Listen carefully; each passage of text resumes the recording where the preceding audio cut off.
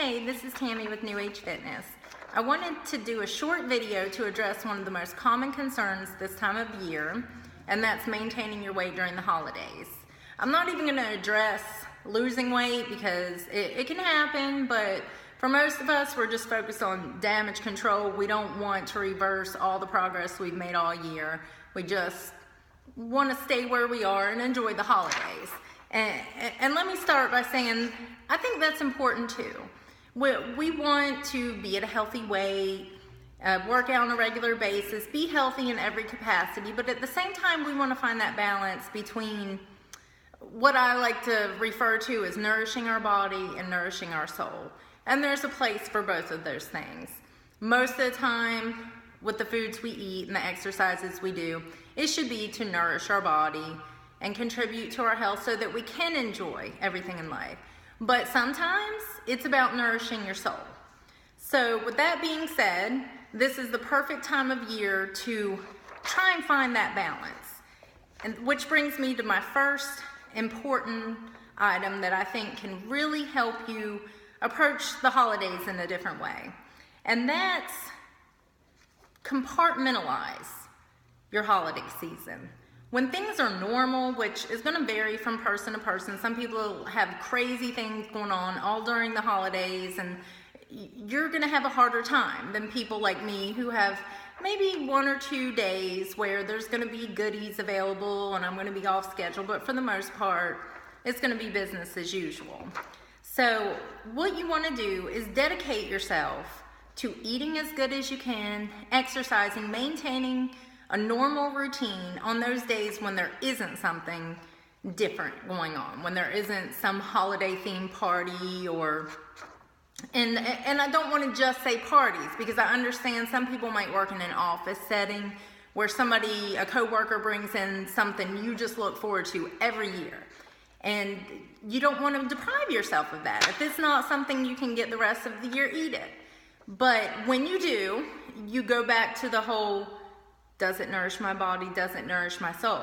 Cookies obviously are not nourishing your body. So when you eat it, you need to eat it consciously. You need to focus on the taste. You need to actually chew. Don't inhale it. Keep in mind, every bite of food you taste a little less than the bite before. So really savor it and let it nourish your soul. And I do believe that can contribute to health as well. But if you get through with a plate full of cookies and you don't remember eating the last cookie, you were not nourishing your soul. You were probably pushing down some kind of emotions you didn't want to deal with. So just really recognize that. When you're at a holiday party and you're enjoying treats, enjoy everything. Enjoy the company around you. Enjoy every single bite of everything you eat. Don't feel like there's this limited supply where you just have to gorge yourself. Just enjoy it. Stop when you're comfortably full.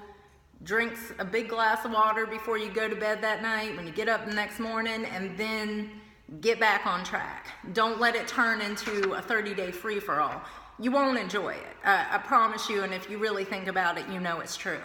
So that's one of 2 things involving eating that I think can really help during the holidays. And the other, and I'm actually going to post a video about this in a couple of days, is intermittent fasting. So I'm going to just briefly outline it right now. You can do research on your own or wait for my video in a couple of days.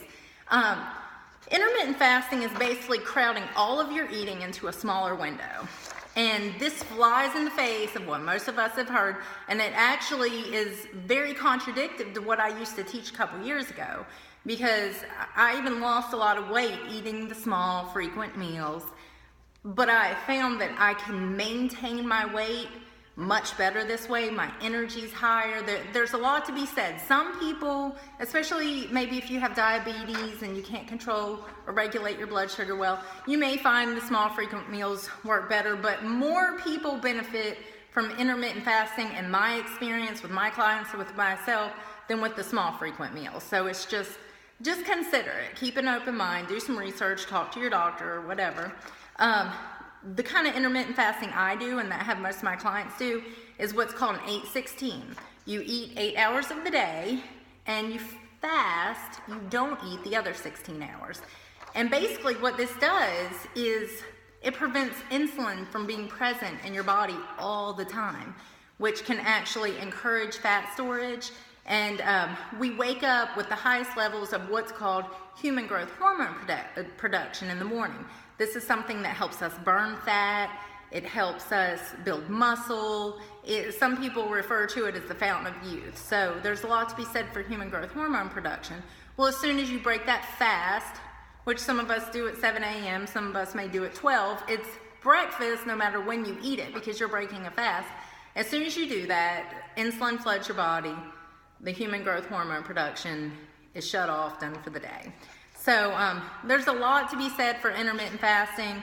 This is the first time in my whole life where I can easily control my weight using this.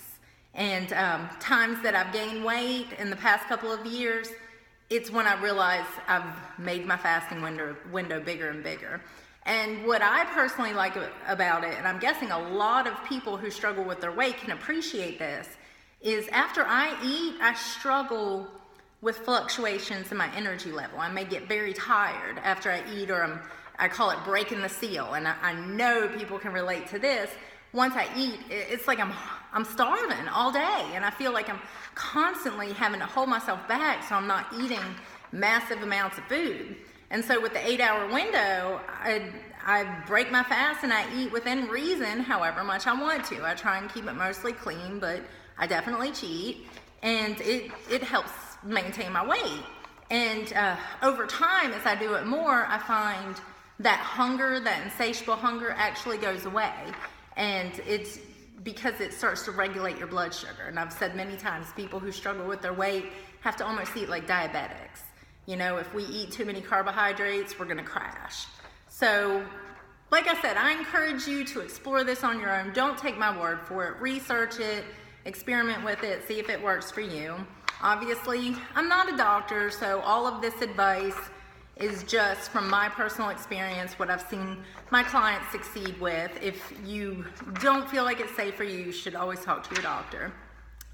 And then the last suggestion I have is, and this is the one people automatically dismiss and don't think it's important, but I promise you it is to get a good night's sleep.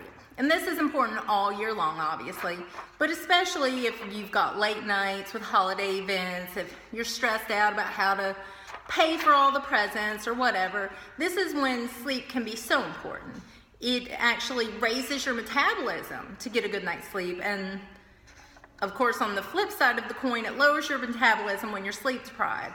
So don't underestimate the power of a good night's sleep. In fact, I have a client who recently had stagnated on her weight loss, and she got a good night's sleep a couple nights in a row and started dropping automatically. She noticed a difference in her stress levels, her ability to just deal with life in general. So if you don't believe me, get a good couple nights sleep and see how it affects you. So I'll post another video in a couple of days, but hopefully this will help keep you guys on track. And just remember, on January 1st, you want to look back and feel good about the holidays and not feel like you sabotaged yourself. So happy holidays.